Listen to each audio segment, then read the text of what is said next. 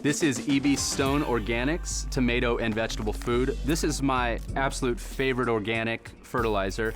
It's not gonna have any harmful additives. The ingredients are all natural. This has so many different things in it that really kind of put it head and shoulders above most fertilizers that you can find.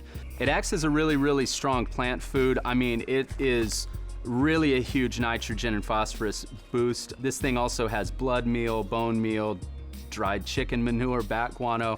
It's a slow release fertilizer, so that means it actually works over the course of 6 to 8 weeks, and you're going to continue to see results as the fertilizer soaks more into the soil. Even something this size will go a very long way. So you don't need to add a ton of fertilizer for it to be effective. I think I've probably been aware of these products for roughly the last 7-8 years, something like that. And I've really been using them ever since. I would recommend this for anyone, all the way from the beginner and novice gardener just getting started, all the way up to the expert level gardener that is trying to make massive gardens grow.